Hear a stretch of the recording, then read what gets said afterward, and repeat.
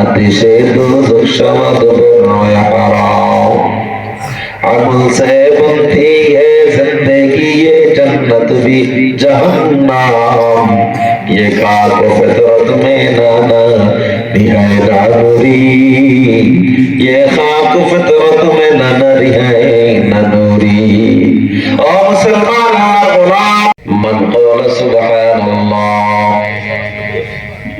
कुतिबत लहू अशरूना हसनात আল্লাহ নবী বলে কোন বান্দার জবান থেকে যখন একবার সুবহানাল্লাহ বলে দেয় আমার আল্লাহ বান্দার আমলনামায় জান্নাতে একটা ফলের গাছ বানায় দেয় কুতিবাত লাহু 20 হাসানাত বান্দার আমলনামায় আল্লাহ 20টা নেকি লিখে দেন 20টা গুনাহ ঝরায়া দেন নেকির পরিমাণটা আমার আল্লাহ কত বেশি দেয় আবু হুরায়রা রাদিয়াল্লাহু তাআলা থেকে হাদিস বর্ণনা করা হয় তামলাউ মা বাইনাস সামাওয়াতি ওয়াল আরদ বান্দা যখন সুবহানাল্লাহ বলে আলহামদুলিল্লাহ বলে আল্লাহু আকবার ওয়া লা ইলাহা ইল্লাল্লাহ বলবে আসমান জমিনের মধ্যখানের ফাঁকা জায়গা আমার আল্লাহ সওয়াব দিয়ে পরিপূর্ণ করে দেয়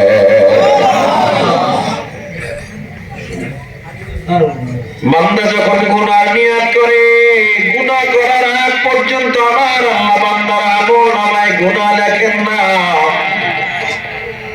আগামীকাল গুনাহ করব সিনেমা দেখবো অন্যায় করবেন জুলুম করবেন আগামীকালকে যখন করবেন তখন গুনাহ লেখা হবে কিন্তু বান্দা যখন নিয়ত করে আগামীকালকে জুমায় যাব উমরায় যাব তাওয়াফে যাব সওয়াবের কাজ করব দান করব আমার আল্লাহর ফেরেশতারা এখন থেকেই সওয়াব লেখা শুরু করে দেয় আল্লাহ আল্লাহ क्या मुबारक नाम है अल्लाह अल्लाह आशिकों का काम है अल्लाह अल्लाह तू मेरा माबूद है अल्लाह अल्लाह तो मेरा मकसूद है या इलाही मुझसे मुझको दूर कर ताकि देखो मुझ में तुझको एक नजर या इलाही तू मेरा रहमान है या इलाही तू मेरा रहीम है एक बार बोलने सुबहानाल्लाह इतना तो दाम तेरे ছোট আমলগুলোর কত দাম মিশকা শরীফের শুরুর হাদিস আল্লাহ নবী জানা দেয় الإيمان بضع وسبعون شعبة فأفضلها قول لا إله إلا الله বান্দা যখন একবার জবান থেকে ও বান্দা সুবহানাল্লাহ বললেন এত দাম দেখেন হাদিস দ্বারা প্রমাণিত ঈমানের 70টা শাখা আল্লাহ তাআলা রেখেছেন فأفضلها قول لا إله إلا الله এর মধ্যে সর্বোত্তম হলো লা ইলাহা ইল্লাল্লাহ সবচেয়ে ছোট শাখা কোনটা বলে ইমাতাতুল আদা আনিত তরিক রাস্তায় কোনো কষ্টদায়ক বস্তু পড়ে আছে সরায় দাও কেন কয় হতে পারে এর বিনিময়ে আল্লাহ তোমার জান্নাত দিয়ে দিবে তাইলে আমল কখনো ছোট মনে করা যাবে না নফলের দাম ছোট্ট ছোট্ট আমলগুলো দায়মান করলে তো দাম বাথরুমে ঢুকতেছেন দোয়া করে নেন আল্লাহুম্মা ইন্নী আউযু বিকা মিনাল খুবুসি ওয়াল খাবাইস আল্লাহ ইবনে আব্বাস থেকে হাদিস বর্ণনা করা হয় যেই বান্দা দোয়াটা এটা পড়বে আল্লাহ আমি শয়তান থেকে পানা চাই খবিসাত থেকে আল্লাহ পানা চাই কারণ বাথরুম হলো নাপাক জায়গা এখানে বাসা হলো বদজিনের বাসা এটা আপনি যখন সেখানে সতর্ক হবেন বদজিন আপনার মধ্যস্থানে নজর করবে রোগ ব্যাধি হওয়ার জন্য সবচেয়ে পারফেক্ট জায়গা বাথরুম এখানে বদজিন নজর করে রোগ ঢুকায়া দেয় যেই বান্দা দোয়া পড়ে বাথরুমে ঢুকবে ওই বাথরুমের চারপাশটা নিরাপত্তা আমার আল্লাহ ফেরেশতা দিয়ে করে দেয় রোগ ব্যাধি আর হবে না বাথরুম থেকে যখন বের হবে গুফরানাক এতটুকু শব্দ পড়লেই হবে। আলহামদুলিল্লাহিল্লাযী আযহাবা আনিল আযা ওয়া আফানি, এর যে গুফরানাক এটা শক্তিশালী হাদিস। হাদিসে কতটুকু পাওয়া গেছে? গুফরানাক এতটুকু বললেই না, পুরো দোয়া পড়া দরকার নেই। ওটা দূরে নিতে বলছেন, খানা খাইতে বলছেন, দোয়া পড়ে নেন বিসমিল্লাহি ওয়া আলা বারাকাতিল্লাহ। নবীজি বলে যদি না সম্ভব হয় বা ইল্লাম ইয়াস্তাতি, কি শুধু এতটুকু পড়ো বিসমিল্লাহির রহমানির রহিম। খানার শেষে আলহামদুলিল্লাহিল্লাযী আত'আমানা ওয়া সাকানা ওয়া জা'আলানা মিনাল মুসলিমিন, এই দোয়াটা পড়ে নাও। পারো নাই শুধু আলহামদুলিল্লাহ পড়ো, আমার আল্লাহ এই দানার একটা হিসাব কিয়ামতের দিন নিবে না। ছোট আমলের এত দাম। তার জ্বলন্ত এক দৃষ্টান্ত আমার পয়গম্বর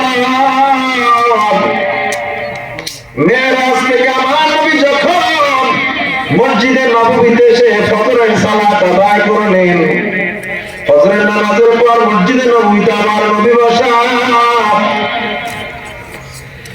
নবীজি কোন সফর থেকে আসলে হয়তো ওমরকে ডাক দিতেন, নয়তো আলী, নয়তো আবু বকর, কোন একজনকে ডাক দিয়ে নবী কথা শুরু করতেন। সাহাবায়ে কেরাম মনে করছেন নবীজির জীবনের শ্রেষ্ঠ সফর হলো মেরাজের সফর।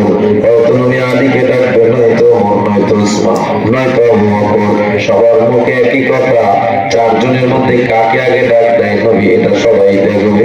কিন্তু আমার নবী হঠাৎ করে ডাক দিলেন, আইনা বেলাল, আমার সাহাবী বেলাল কোথায়, দাঁড়ায় যাও।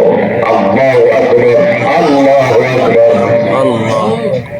বেলাল মজলিসের পিছন থেকে দাঁড়ায় গেল, আমার নবী ডাক দিয়া কয়, তাআলা ইয়া বেলাল, ও বেলাল আমার কাছে এসো। বেলাল যখন নবীর সামনে দাঁড়াইলো, আল্লাহ নবী বেলালের কোন আঙ্গুলটা ধরে নাড়াইতেছে আর বলে, ও বেলাল চোখের পানি ছেড়ে কেন কাঁদো? হযরত বেলাল কান্না করে আর কয়, মায়ার নবী গো, আমি একটা নগণ্য কালো সাহাবা, আমার সামনে ওমর বসা, আলী বসা, আবু বকর বসা, উসমান বসা, আমিরে হামজা বসা, তালহা বসা। এমনটা আমি সাহাবীকে ডাক না দিয়া আমার মতো একটা নগণ্য আপনি ডাক দিলেন, এই জন্য আমি কাঁদি। আল্লাহ নবী কয়, বেলাল তুমি তো এই জন্য কাঁদো, আল্লাহ আল্লাহর কসম হে বেলাল, ইন্নী সামি'তু দাফান আলাইকা বাইনা ইয়াদাই ফিল জান্নাহ, অথচ আমি তোমার পায়ের আওয়াজ জান্নাতে আজকে শুনতে পেয়েছি। সুবহানাল্লাহ। হর কে দারদ আমিলে সল্লু মুদাম, আতিশে দুজখ শাওয়াদ বরয়া হারাম, अमल से बनती है जिंदगी ये जन्नत भी जहन्नम, ये खाक फितरत में नाना निहाय नानूरी, ये खाक फितरत में नाना निहाय नानूरी। ओ मुसलमान गुलाम, अल्लाह नबी का কেমন আমল করেছে হে বেলাল, তোমার পায়ের আওয়াজ জান্নাতে চলে গেল। বেলাল চোখের পানি ছেড়ে কাঁদে আর জানার নবী আমার, আমি কেমনে জানবো আমি ছিলাম জাহান্নামের একটা আসামি? আমার গলায় কালেমা রশি আপনি লাগাইছেন, আপনি ভালো বলতে পারবেন। আল্লাহ নবী জানে না জিবরিল আমিন এসে তার পয়গম্বর বেলাল তাহিয়াতুল ওযু নামে 2 রাকাত নফল নামাজ আদায় করত। ওই 2 রাকাত নফল নামাজ আমার আল্লাহর দরবারে এত পছন্দ হয়ে গেছে, আমার আল্লাহ বেলালের পায়ের আওয়াজ আসমান থেকে জান্নাত পর্যন্ত পৌঁছে দিছে। তাইলে শুধু নফলের এত দাম, ছোট্ট আমলের দাম আছে না নাই? এজন্য যারা ময়দানে বসছেন আল্লাহর এক অশেষ কৃপা এবং দয়া এখানে বসছেন, নাইলে বসতে পারতেন না। আমি আপনাদের মাঝে আলহামদুলিল্লাহ সূরা ফাতিহার 3টা আয়াত তেলাওয়াত করেছি। অসুস্থ মানুষ গতকাল তো 300 জন আর 103 জন, এত অসুস্থ, গলা বসা, তবুও এত রাত্রে বসছে শুধু আপনাদের মোহাম্মতে। আপনারা দোয়া করলে আল্লাহ তৌফিক দিলে কিছুক্ষণ কথা বলবো। আল্লাহ তাআলা যেন আমাকে সুস্থতার সাথে আপনাদেরকে আমাদেরকে প্রত্যেকটা কথা আমলের সাথে আল্লাহ কবুল করে নেন। আল্লাহ কবুল করেন, বলেন আমিন। সূরা ফাতিহা 3টা আয়াত তেলাওয়াত করেছি। সূরা ফাতিহা ফাতহুন খোলা, শুরু করা, প্রারম্ভ। তাইলে সূরাটার নাম আল্লাহ রাখলেন সূরায়ে শুরু করা। আর অর্থ যদি হয় শুরু করা, সূরা ফাতিহার অর্থ কি? সূরায়ে শুরু করা। তো শুরু করা কেন? এক নাম্বার কারণ ইউবদাউ বিকিতাবাতিহা ফিল মাসহাফ। কোরআনকে শুরু করা হয়েছে এই সূরা দ্বারা, এজন্য এটার নাম শুরু করা। আরো একটা কারণ ইউবদাউ বিকিরাতিহা ফিস সালাত। নামাজ শুরু করা হয় এই সূরা দ্বারা, এজন্য এটার নাম শুরু করা। সুম্মিয়াত উম্মুল কিতাব।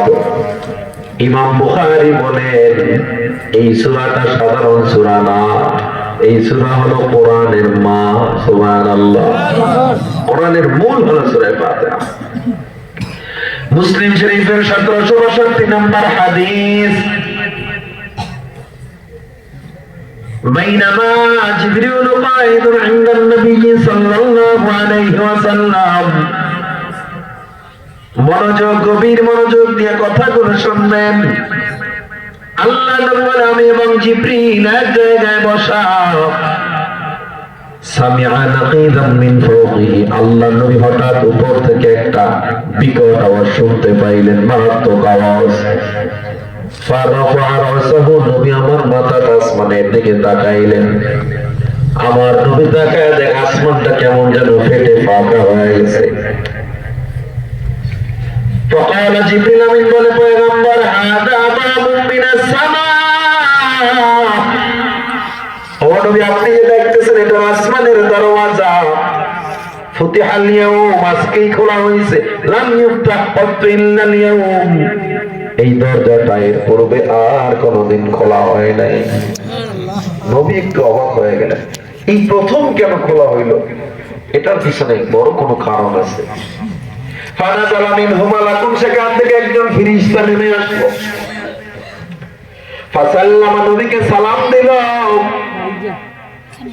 জিবরিল আমিন বলে পয়গম্বর হাদা মালাকুন, এটা একটা ফেরেশতা। নাজালা লিয়াউম, আজকে সে দুনিয়াতে আসছে। লাম ইয়ানজিল ক্বাতুন ইল্লাল ইয়াউম। এই ফেরেশতা এর পূর্বে আর কোনোদিন এই জমিনে পা রাখে নাই। জবান খুলে একবার বলা যাবে কি আল্লাহু আকবার।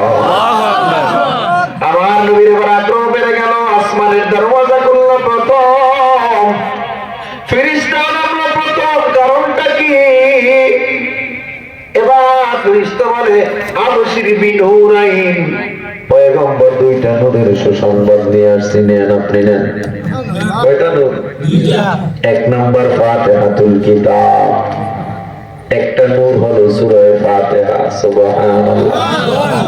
দ্বিতীয় নম্বরে নূর হলো খাওয়াতিম সূরাতুল বাকারা।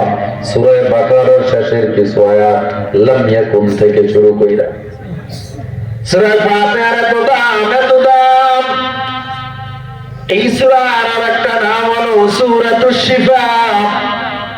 রোগ মুক্তির অন্যতম একটা দোয়া এই সূরা ফাতিহা। বুখারী শরীফের 5007 নম্বর হাদিস। সাহাবায়ে কেরামের এক দল চলে গেলেন একটা গোত্রে দাওয়াতের জন্য। গিয়া দেখে ওই গোত্রের নেতা অনেক অসুস্থ।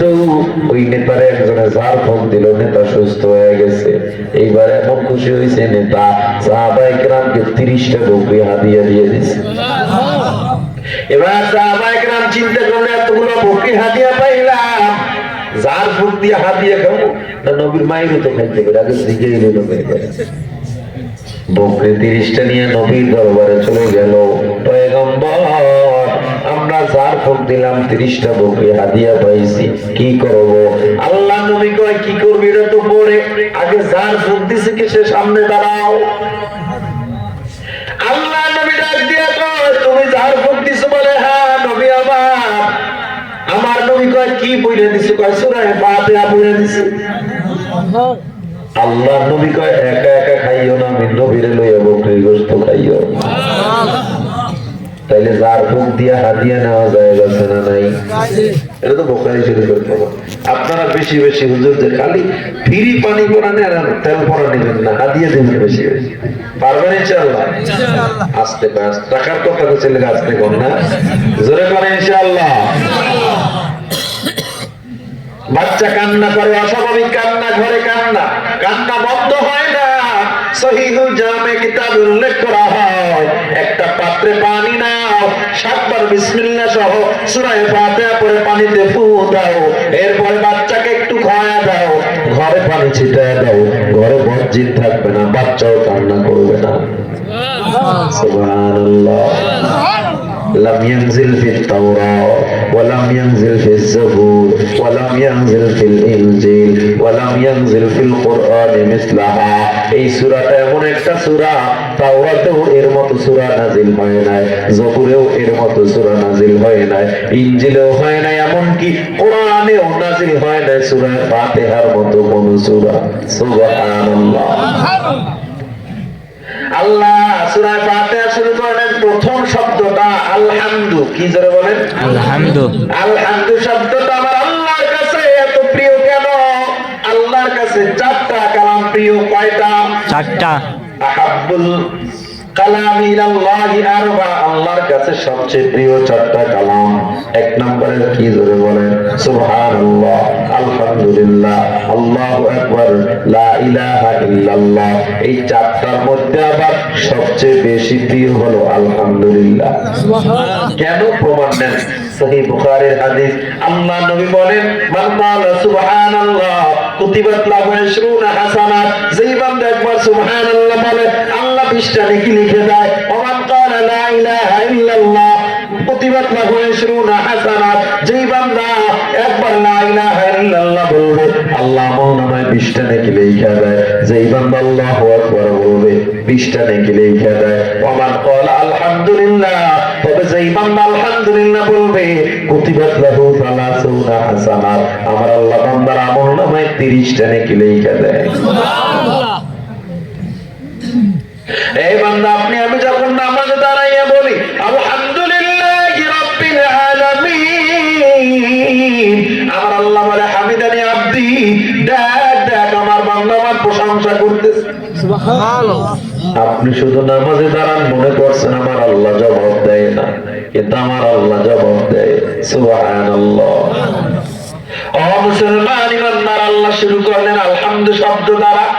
আলহামদুর শুরু আলিফ লাম, আলিফ লাম ইস্তিগরাকি, যাবতীয় সব প্রশংসা হবে একজনের জন্য। তিনি কে? আল্লাহ।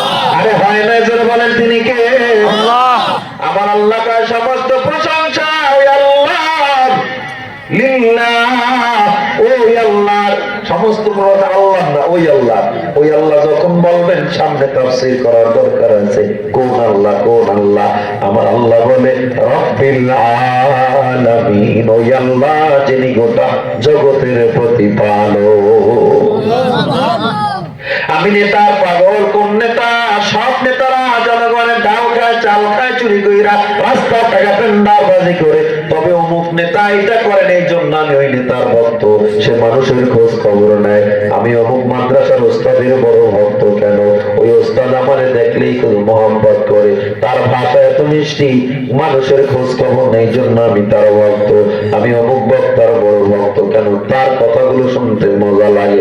তুমি যখন মানুষের প্রশংসা করো, তার গুণগুলো বলে বলে তুমি প্রশংসা করতেছো, আমার আল্লাহ তাই হে গোলাম, আমি আল্লাহর প্রশংসা তোরা করবি, এমনি এমনি করার দরকার নাই। আমি আল্লাহ যে কেমন আল্লাহ এটা জানি, এরপরে আমার প্রশংসা কর। আমি আল্লাহ কেমন আল্লাহ, যিনি গোটা জগতের রব। কেমন রব? আমি আল্লাহ শুধু 750 কোটি মানুষের রব না, আমি আল্লাহ নদীর মাছের রব, আমি আল্লাহ জঙ্গলার পশু প্রাণীর রব। এই বান্দা, ইউনাইটেড নেশন বা জাতিসংঘের গণনা অনুযায়ী এই পৃথিবীতে 750 কোটি মানুষ বসবাস করে। প্রত্যেক সেকেন্ডে মানুষ 58 বিলিয়ন মুরগি জবাই হয় গোটা পৃথিবীতে। একদিন মুরগির দাম পড়ছে নাকি? কথা বলেন, কোনদিন চালের দাম পড়ছে নাকি? আপনি মনে করেন শুধু আল্লাহ আপনারে খাওয়ায়? না না, গোটা পৃথিবীর মানুষ আল্লাহ খাওয়ায়। তাইলে আপনি মনে করতে পারেন আল্লাহ শুধু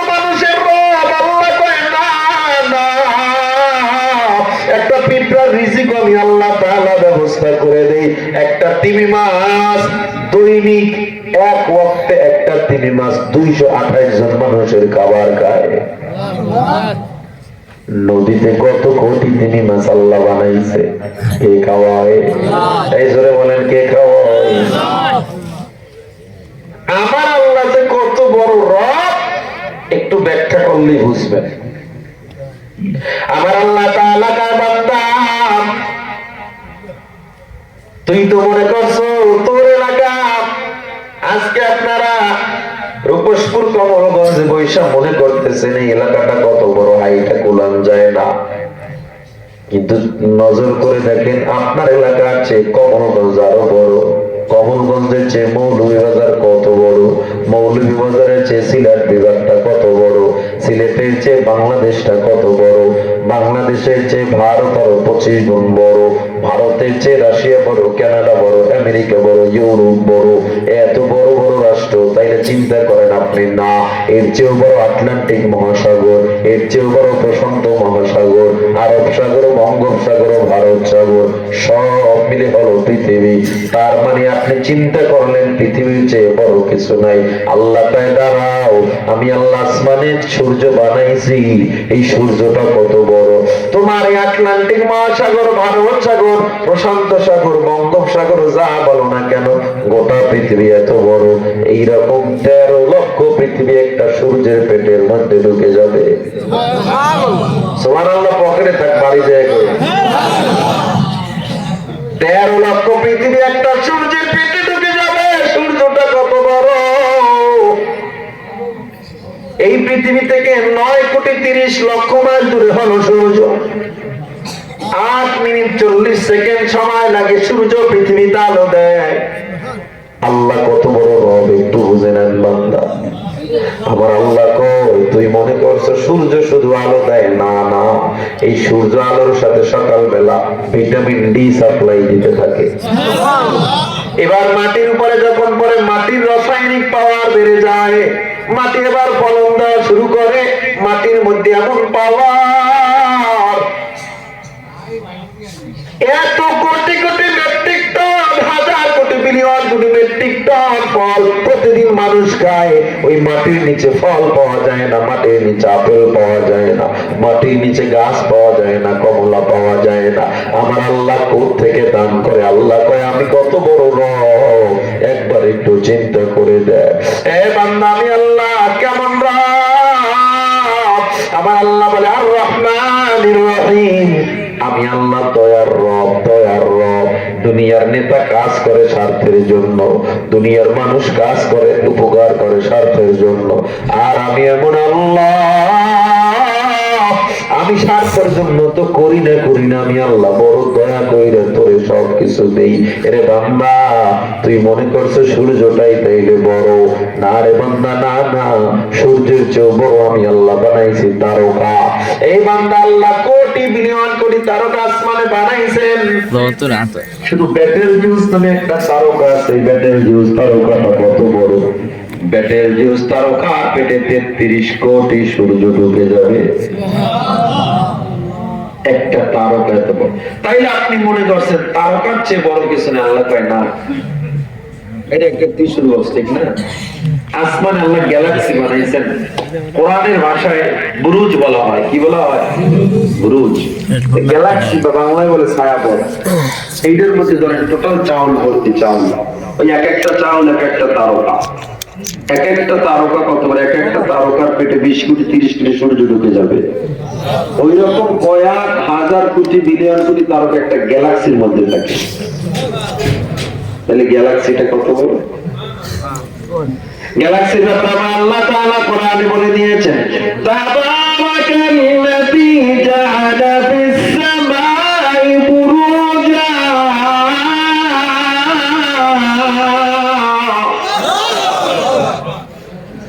জাআলা ফিস সামাই বুরুজা ওয়া জাআলা ফীহা সিরাজা ওয়া কমারান মুনীরা।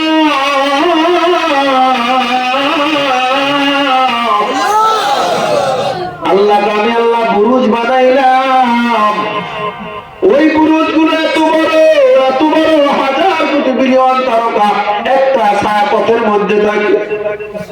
ওইরকম কয়টা বুরুজ আল্লাহ বানাইছে ইউনাইটেড স্টেট অফ আমেরিকা নাসার বিজ্ঞানী মার্কিন মহাকাশ গবেষণা কেন্দ্র আবিষ্কার করছে।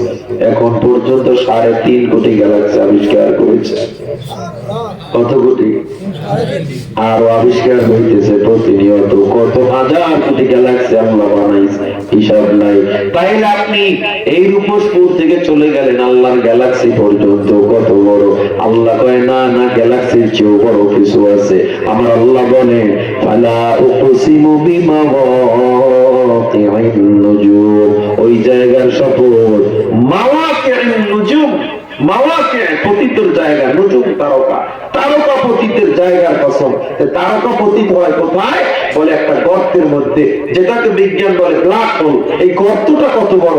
এইরকম হাজার কোটি বিলিয়ন কোটি তারকা, নিহারিকা পুঞ্জ, উল্কাপিণ্ড ওই গর্তের মধ্যে ঢুকে যায়, আর ফিরে আসে না। এরকম হাজার কোটি গ্যালাক্সি তারকা সব গর্তের মধ্যে চলে যায়। আমাকে একটু বলেন গর্তটা কত বড়? সাগর নদী আর পাহাড় বনে পাখিদের গুনগুন গুঞ্জরণে ভেসে আসে ওই সুমধুর গান, চারিদিকে শোনো আল্লাহর জয়গান। আল্লাহ মহান, আল্লাহ মহান, আল্লাহ মহান, আল্লাহ মহান, আল্লাহ মহান, আল্লাহ মহান, আল্লাহ মহান। শোনো তুমি মন দিয়ে কোকিলের সুর, শুনতে লাগছে দেখো কত না মধুর। মিষ্টি মিষ্টি ওই দোয়েলের গান, রয়েছে তাহাতে কি সুধা ফুরান। কোথা পেল তাহারা এ সুর আমলান, জবাব পাবে দিল খোদা মহিয়ান। আল্লাহ মহান, আল্লাহ মহান, আল্লাহ মহান, আল্লাহ মহান, আল্লাহ মহান, আল্লাহ মহান, আল্লাহ মহান, আল্লাহ মহান। বলো যদি আকাশের চাঁদ তারা, কোথা পেলে স্নিগ্ধ যোচনা ধারা। সূর্যকে বলো যদি কোথা পেলে আলো, রাত্রি হলো কেন নিকষ কালো। কোথা পেল মানব এক জীবন বিধান, কোথা পেল মানব এক আল কোরআন। জবাব একটা, সবই আল্লাহর দান। আল্লাহ মহান, আল্লাহ মহান, আল্লাহ মহান, আল্লাহ মহান, আল্লাহ মহান, আল্লাহ মহান, আল্লাহ মহান। জবান খুলে বলেন কে মহান? একটু জোরে বলেন আল্লাহু আকবার। আর জোরে বলেন আল্লাহু আকবার। আমার আল্লাহ কত বড়! আমার আল্লাহ কেমন রব, কেমন রব! আমার আল্লাহ বলে গোটা দুনিয়ার সমুদ্রের পানিগুলো যদি কালি বানায় দাও, গোটা দুনিয়ার গাছগুলো যদি কলম বানায় দাও, আমি আল্লাহ প্রশংসা লেখা শুরু করে দাও, তোমার কলমের কালি পুড়ে যাবে, আমি আল্লাহর প্রশংসা লেখা শেষ হবে না। আমি আল্লাহ যে কেমন দয়ার আল্লাহ! আমি আল্লাহ গ্যালাক্সি বানাইলাম, আমি আল্লাহ নিহারিকা পুঞ্জ বানাইলাম, আমি আল্লাহ জুপিটার বানাইলাম, আমি আল্লাহ নেপচুন বানাইলাম, আমি আল্লাহ প্রক্সিমা সেন্টাই বানাইলাম, আলফা সেন্টাই বানাইলাম, অ্যান্ড্রোমেডা বানাইলাম, আমি আল্লাহ হাজার কোটি বিলিয়ন কোটি তারকা বানাইছি, শনি গ্রহ বানাইলাম, রবি গ্রহ বানাইলাম, সোম গ্রহ, মঙ্গল গ্রহ, বুধ গ্রহ, বৃহস্পতি, শুক্র আমি আল্লাহ বানাইলাম। এত বড় সৃষ্টির পিছনে পৃথিবীটা কিছুই না, এই একটা গ্রহের সামনে পৃথিবীটা কিছুই না। এই পৃথিবীর মধ্যে মানুষ তুমি আরো কত দুর্বল, একটা মশার সামনেও তুমি টিকতে পারো না। আমার আল্লাহ কয় হে গোলাম, আমি সব বানাইছি, একটা শব্দ শুধু কোন হও, ফায়াকুন হয়ে গেছে। আমি আল্লাহ শুধু ইশারা দিছি, হয়ে গেছে। কিন্তু তুই মানুষ আমার কাছে এত দর, এত মায়া, আমি তোর নিজ কুদরতি হাত দিয়ে আদর করে বানাইছি। আমি আল্লাহ চাই না তুই জাহান্নামে যাবি। আমি আল্লাহ বড় দয়ার আল্লাহ, আমি আল্লাহ কেমন রহমান, কেমন রহিম। আমি আল্লাহ এত দয়া করলাম, মায়ের গর্ভে তুই একা থাকবে, তো আমি আল্লাহর কাছে ভালো লাগে না। এই জন্য মায়ের গর্ভে আমি দিন না 10 মাস পর্যন্ত ফেরেশতা দিয়া পাহারা দেওয়া হয়েছে। আবার যখন দুনিয়াতে আসছো, চিকিৎসা বিজ্ঞান বলে কোনো মানুষের ব্যথা যদি 40 ইউনিট হয় ওই মানুষ জায়গায় মারা যায়, কিন্তু মা যখন ভূমিষ্ঠ আমাদের করেছে মায়ের ব্যথা ছিল 56 ইউনিটেরও বেশি। 40 ইউনিট ব্যথা যেখানে মানুষ মারা যায়, 56 ইউনিট ব্যথা মা সহ্য করে বেঁচে আছে কার দয়া? আমার আল্লাহ কয় ওরে গোলাম, এত দয়া করেছি এত মায়া করলাম বান্দা, আমি তোর কাছে টাকাও চাইলাম না, পয়সাও চাইলাম না, আমি তোর কাছে ধন দৌলত চাইলাম না, আমি আল্লাহ ট্যাক্স চাইলাম না, এরপর আমি আল্লাহ কি অপরাধ করে ফেললাম তোরে বানাইয়া? ফজরে আমি ডাইকা তোরে পাইতেছি না বান্দা, জোহরে ডাকলাম তোরে পাইতেছি না বান্দা, আসরে মাগরিবে এশায় ডাইকাও তোরে পাইতেছি না, কোরআনটারে আপন বানাইলি না, নবীর আদর্শ আপন বানাইলি না, ওরে বান্দা সন্তানটারেও কোরআন শিখাইলি না, সন্তানটারে নিজেও শিখলি না, কি এমন দুনিয়ার মায়ায় পড়ে গেলি বান্দা? আমি আল্লাহর কথা কি একবারও তোর স্মরণ হয় না?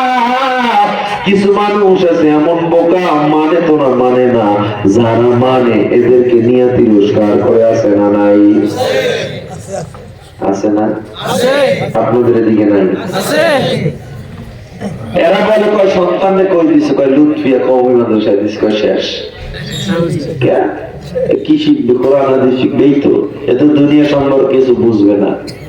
আচ্ছা, এই যে কোরআন হাদিস বললো, কোরআনকে যে অবজ্ঞা করলো, আমাকে বলেন তো ঋগ, বেদ, গীতা, বাইবেল, রামায়ণ, তাওরাত, জাবুর, ইনজিল, কোরআন এর মধ্যে শ্রেষ্ঠ কোনটা? কোরআন। The Quran best book in the world, এই কথাটা কিন্তু আমার না, এটা কিন্তু বেঈমান ইহুদি খ্রিস্টান যারা টেকনোলজি বাপ বলতে পারে, পদার্থ বিজ্ঞানের জনক হল স্টিফেন হকিং, উনিও বলে গেছে কোরআন মহাগ্রন্থের চেয়ে বড় কিছু নেই। উনি খ্রিস্টান। মাইকেল এইচ হার্ট, বিজ্ঞান জগতের বলা হয় সাহিত্য আকাশের উজ্জ্বল নক্ষত্র, উনি আমার নবীকে সুপারম্যান বলে পৃথিবী থেকে উনি বিদায় হয়েছে।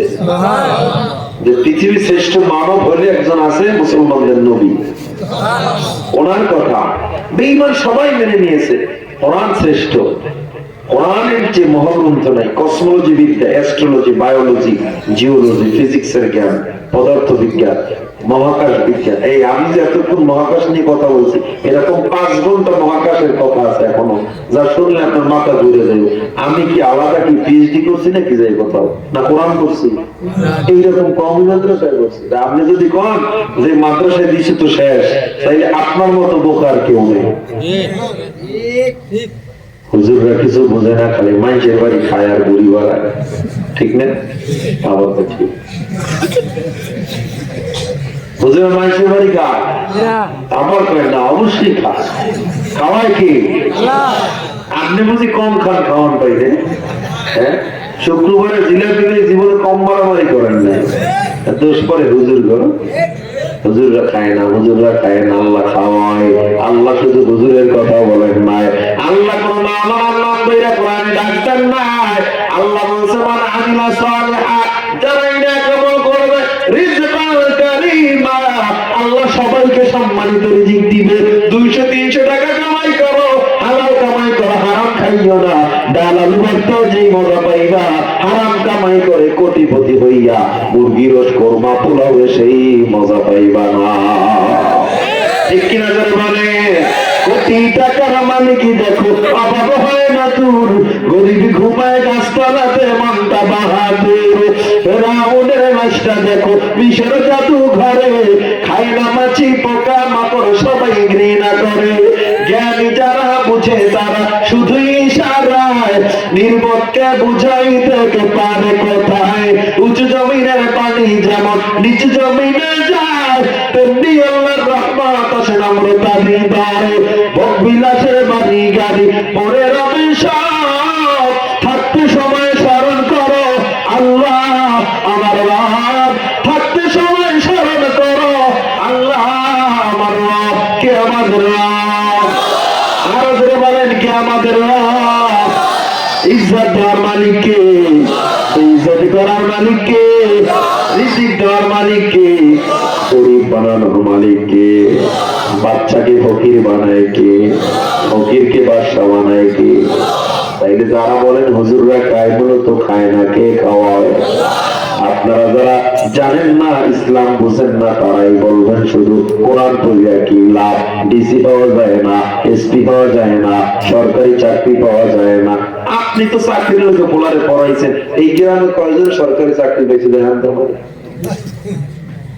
চাকরির লোককে, অথচ আমরা চাকরির লোককে পড়ি নাই, চাকরির জন্য পড়ি নাই। কোন আলেম অশান্তিতে নেই, আলহামদুলিল্লাহ, চাকরি ছাড়া নাই, সবাইকে আল্লাহ ভালো একটা অবস্থানে রাখছে। আরে ভাই, হালাল কামাই করে অল্প পুঁজি, মাদ্রাসার হুজুরের বেতন 10,000, চলে 10 লাখ টাকা বেতন হওয়ার চেয়ে ভালো। ঠিক, আপনার আসতে কইলেও ঠিক, জোরে কইলেও ঠিক। তাইলে যারা বলে কোরআন পড়ে কিছু বুঝে নাই, আমরা নাকি দেশের জন্য প্রোডাক্টিভ না, দেশের সুনাম আমরা বয়ে আনতে পারি না, দেশের জন্য আমরা কিছু সুনাম আনতে পারি না। তোমরা আনছো কি টিম? এই পত্রিকার কথা খুললে দেখবেন বাংলাদেশ টাইগার বাহিনী ক্রিকেট দল বিদেশ থেকে টিম লই আইছে, ঠিক নেই? বিশ্বকাপ তো দূরের কথা, একটা চায়ে কাপ আনতে পারে নাই। আর দোষ দেয় আমরা কিছু আনি না। আমরা তো প্রতি বছর 7 রাষ্ট্রকে পিছনে ফেলে কোরআন প্রতিযোগিতায় বিশ্ব চ্যাম্পিয়ন হয়ে দেশে ফিরেছি, ঠিক কিনা? আমরা দেশের জন্য বোঝা না, ওরা বোঝা। ওলামায়ে কেরাম দেশের জন্য বোঝা না, দুর্নীতিতে ওলামায়ে কেরামের নাম নাই, হলমার্ক কেলেঙ্কারিতে ওলামায়ে কেরামের নাম নাই, শেয়ার বাজারের কেলেঙ্কারিতে ওলামায়ে কেরামের নাম নাই, কোন হত্যাকাণ্ডে জঙ্গিবাদিতায় ওলামায়ে কেরামের নাম নাই, ব্রিজের টাকা টেন্ডারবাজি করে দেশের টাকা বিদেশে পাচার করেছে, এমন কোন ওলামায়ে কেরাম বাংলাদেশে পাওয়া যায় না। তাইলে কিছু কইলাম বা কইতে পারি, তোরা কও করতে। আর যেটি কয় দেখবেন টকশোতে বইয়া বইয়া বুদ্ধিজীবী বলে দি, একটার মাথায় দেখবেন চুল নাই, পুরো মাথা সিলেট স্টেডিয়াম রয়েছে, এর মধ্যে বুদ্ধি, এতে বুদ্ধি প্রতিবন্ধী। যারা ওলামায়ে কেরামের বিরোধিতা করে, মূলত ওলামায়ে কেরামরা কোরআন ও হাদিসের বিরোধিতা করে। কয় হুজুররা দেশের জন্য প্রোডাক্টিভ না, দেশের সুনাম বয়ানতে পারে না। তোমরা সুনাম বয়ানছো ভালো, 5 বার দুর্নীতিতে চ্যাম্পিয়ন বানাইছো, খুব ভালো এটা। আর আলহামদুলিল্লাহ, আমরা যারা কোরআন পড়ি, কসমোলজি বিদ্যা জানি, অ্যাস্ট্রোলজি, বায়োলজি, জিওলজি, ফিজিক্স বুঝি, হিসাব বিজ্ঞান বুঝি, অর্থনীতি বুঝি, রাজনীতি বুঝি, সমাজনীতি বুঝি, মা বাবারে কেমনে সম্মান করতে হয় জানি, মুরব্বীদের কেমনে সম্মান করতে হয় জানি, ঠিক কিনা ধরে বলেন? মাদ্রাসার কোন ছাত্র দ্বারা কোন মা বাবা বৃদ্ধাশ্রমে নাই, ঠিক কিনা? তাই আমরা বুঝি, রাজনীতি বুঝে না হুজুররা, দেশ ক্ষমতা আমগতে দিয়ে দেখে 1 বছরে সোনার বাংলা করে দেবে, 1 বছরে। আপনারা তো 50 বছর বইও ঠিকঠাক বুঝে উঠতে পারেন না। আমগো দ্বারা দেন, আমরা হযরত ওমরের মতো শাসন করে দেখাবো পৃথিবীতে কেমন ইনসাফ প্রতিষ্ঠা করতে হয়। ওই আলোচনা আমি যাবো না। যেই গাছে ফল বেশি ওটা ঝুঁকে থাকে বেশি, যেই কলসি খালি ওইটা পাতে বেশি। ওলামায়ে কেরাম কিছু কয় না, কারণ এরা বুঝে দুনিয়ার মূর্খগুলো চিল্লা পাল্লা করুক, কুকুরের ঘেউ এর কানে নেওয়ার টাইম ওলামায়ে কেরামে। শুধু আপনারা যারা মিডিয়া মুখী, ওগুলো শুই না মাথা আউল হয়ে গেছে, এজন্য আপনাদেরকে বলে গেলাম, সন্তানকে কোরআন পড়ান, আল্লাহ আপনারে ঠকাবে না। সন্তানকে হাদিস পড়ান, আল্লাহ ঠকাবে না। আমার আল্লাহ তাআলা বলে, বান্দা এত দয়া করলাম, নিজে মানো নাই, যারা মানছে তার বিরোধিতা করছো, মানলি না, দাড়িটা পেকে গেছে, এমন কোনো গুনাহ নাই, করো না, মনে করছো আল্লাহ তোরে আর মাফ করবে না। কিন্তু না রে বান্দা, না, ওই সময় আইসা যদি আমি আল্লাহর কুদরতি পাই, তোর কপালটা ঠেকাইয়া মাওলারে ডাক দাও, আল্লাহ অনেক গুনাহ করছি, আর করবো না, আল্লাহ তওবা করলাম, হে মালিক, আমি আল্লাহর দরবারে তওবা করতে দেরি হবে, আমি আল্লাহ মাফ করতে দেরি করব না। এরপরে তওবা করলি না, আমি আল্লাহ তাবলীগ দিয়ে বুঝাইলাম, ওলামায়ে কেরামের বয়ান দিয়ে বুঝাইলাম, লুৎফিয়া মাদ্রাসায় কষ্ট কইরা কত রাত পর্যন্ত ওলামায়ে কেরাম বয়ান করলো, হুজুররা ছাত্ররা কষ্ট করে আয়োজন কইরা তোরে বুঝাইছে, তাও তুই তওবা করো না, বুঝো না। তাইলে জেনে নে মালিকি ইয়াউমিদ্দিন, আমি যেমন আর রহমানির রহিম। পরের আয়াতটা দেখ, আমি কিন্তু আবার কিয়ামতের দিনের মালিক। এটা কিন্তু আল্লাহর একটা সংকেত। তাফসীরের রুহুল মানি আল্লাহ ইবনে আব্বাস জানা যায়, আমার আল্লাহ মালিক ইয়াউমিদ্দিন বলে একটা হুঁশিয়ারি দিয়ে দেয়। বর্তমান সিরিয়ার জমিনে আল্লাহ একটা চেয়ার নিয়ে বলবে, বিশাল সিংহাসন। আমার আল্লাহ সেদিন একটা রাগের হুঙ্কার দিবে। আমার আল্লাহ বলবে, আমি এতক্ষণ যে আল্লাহর দয়া বর্ণনা করলাম, আল্লাহ বলে আমার দয়া যেমন বর্ণনা করে শেষ করা যাবে না, আমি আল্লাহর রাগও বর্ণনা করে শেষ করা যাবে না। আমি আল্লাহর রাগ যে কত ভয়ঙ্কর,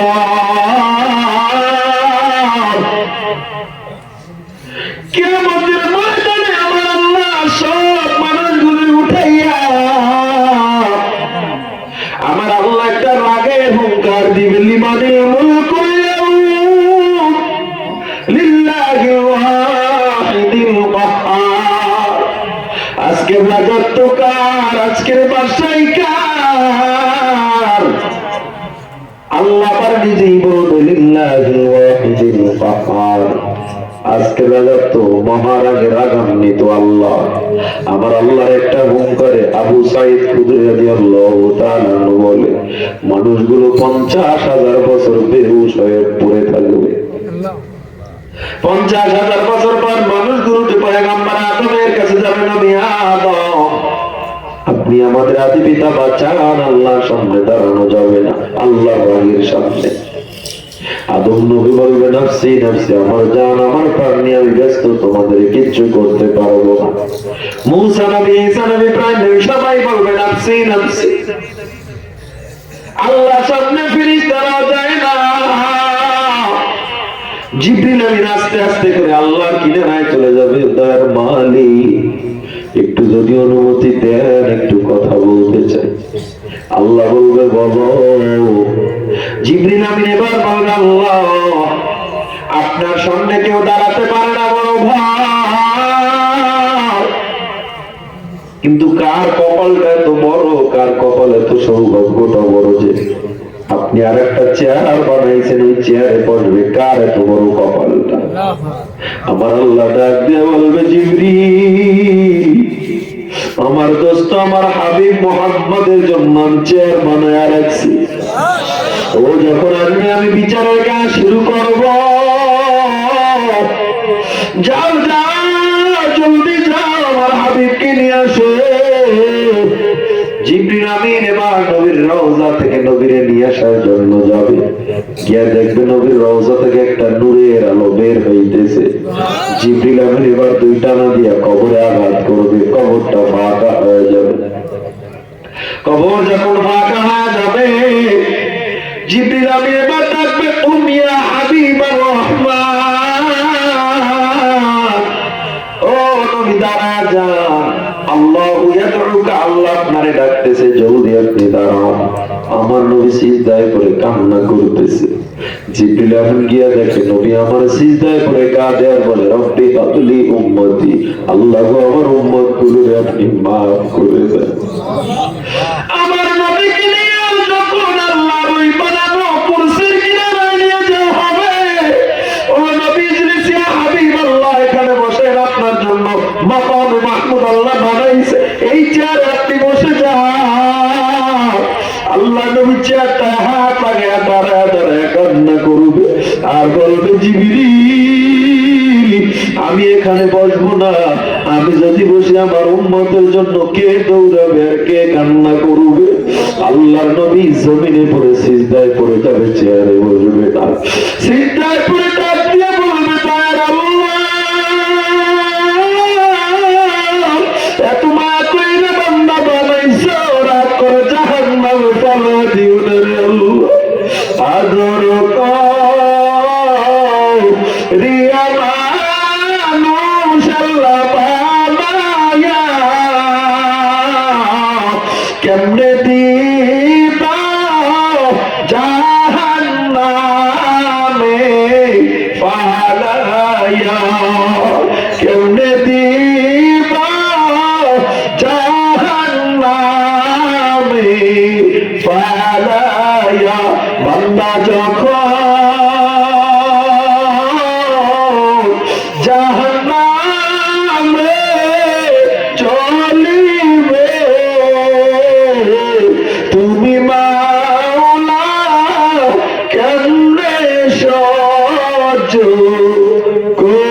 করিম।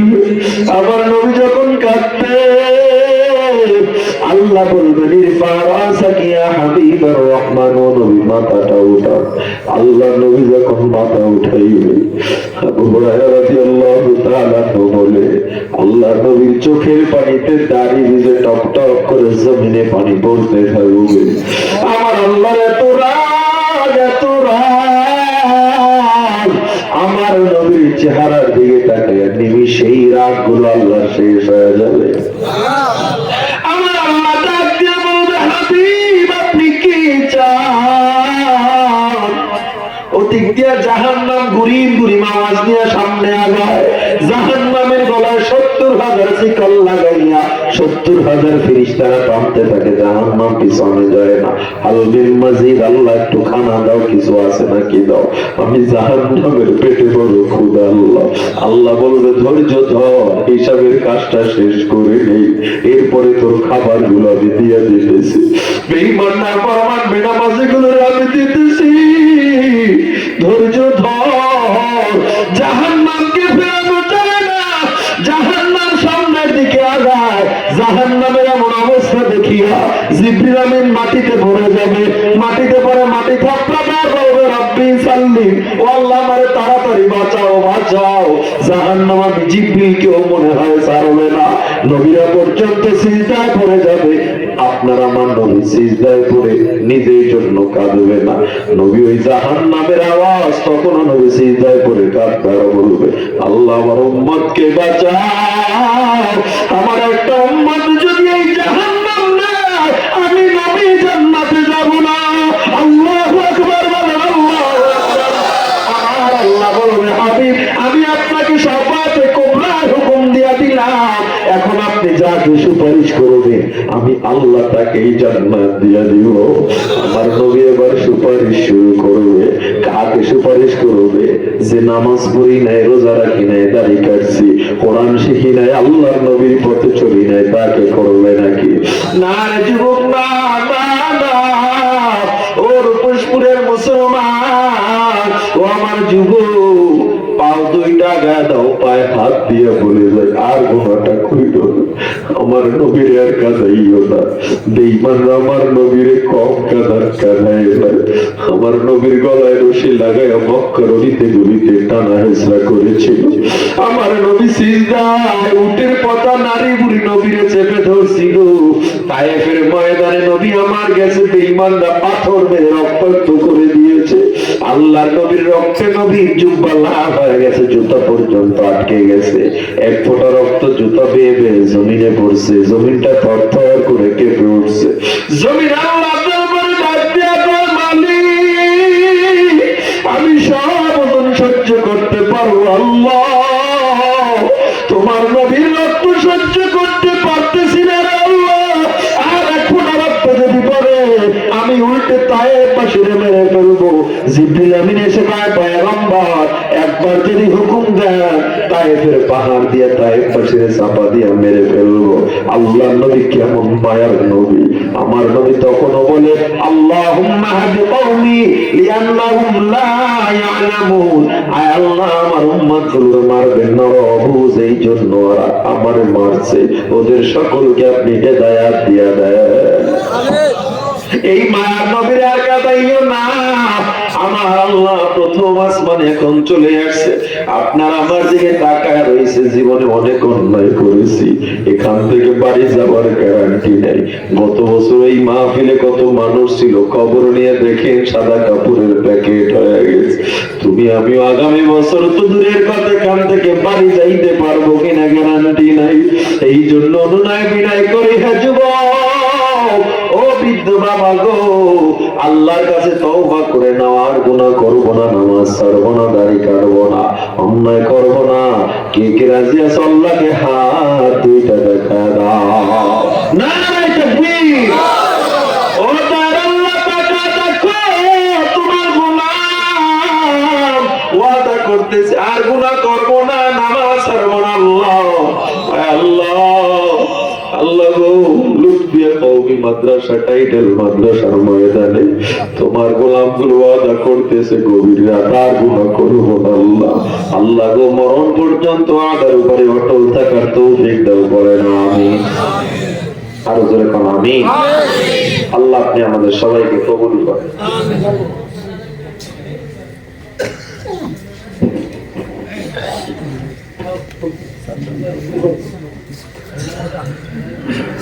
আমরা এরপরে বক্তব্য